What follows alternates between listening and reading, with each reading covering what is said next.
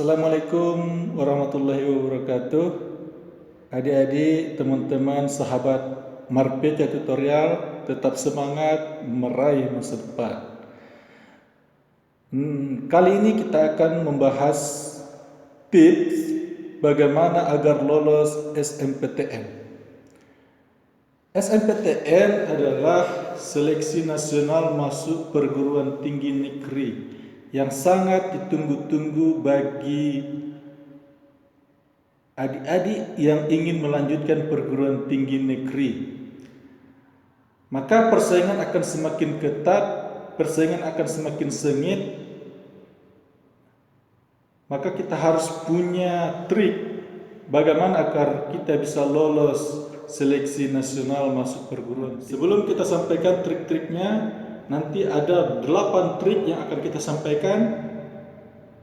Terlebih dahulu, bagi teman-teman yang baru melihat channel ini, silahkan subscribe, like, dan komen. Dan jangan lupa share ke teman-temanmu. Ya, adapun tips yang pertama, teman-teman harus mengetahui ketentuan dasar jalur SNMPTN. Karena setiap sekolah akan berbeda kuotanya, tergantung kepada akreditasi sekolah teman-teman. Kalau akreditasi sekolahnya, maka kuotanya 40%. Kalau akreditasinya B, itu 25%. Dan kalau akreditasinya C, hanya 5%. Itu pun yang sudah siswa terbaik di sekolah itu. Maka adik-adik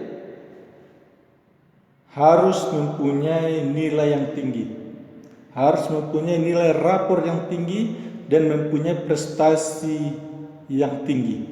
Maka semakin tinggi nilai teman-teman, maka semakin besarlah peluang teman-teman untuk bisa lolos SNMPTN. Karena teman-teman, hal yang berpengaruh untuk menentukan lolos tidaknya SNMPTN adalah nilai rapor dan prestasi. Kalau nilai rapor kita tinggi, maka semakin besarlah peluang kita untuk lolos. Dan kita mempunyai prestasi, baik itu prestasi akademik maupun non-akademik. Seperti kita pernah ikut lomba menjadi juara 1 tingkat provinsi, tingkat kabupaten, bahkan tingkat pusat. Maka semakin besarlah peluang adik-adik untuk bisa lolos SNMPTN. Kemudian tips yang kedua, teman-teman ataupun adik-adik harus fokus pada program studi yang diinginkan. Masuk ke perguruan tinggi tidak boleh asal pilih jurusan, tidak boleh hanya sekedar ikut-ikutan, supaya nanti adik-adik tidak menyesal masuk ke jurusan itu. Nah, bagaimana caranya supaya nggak salah pilih jurusan? Yang pertama, bisa adik-adik lihat nilai rapor dari semester 1 sampai semester 5. Nilai mata pelajaran apa yang stabil dan meningkat. Nah, untuk bisa diterima SNMPTN, nilai rapor tidak boleh anjlok, tidak boleh turun, tapi harus mulai dari semester 1 sampai semester 5 harus naik terus.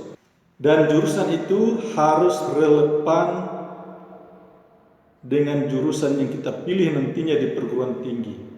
Contohnya, jika ingin memilih jurusan manajemen, maka nilai mata pelajaran IPS seperti ekonomi, geografi, sosiologi harus baik dan meningkat terus.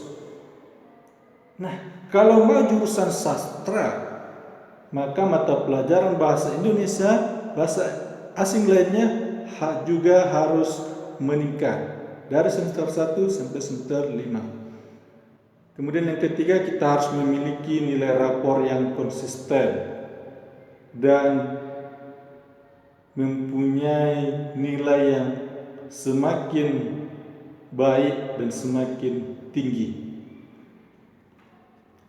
Karena tidak ada tes apapun di jalur SNMPTN yang hanya melihat nilai saja, tidak melihat dari yang lain, hanya melihat dari nilai rapor dan nilai prestasi. Keempat, kita harus melihat daya tampung dan daya saing kita.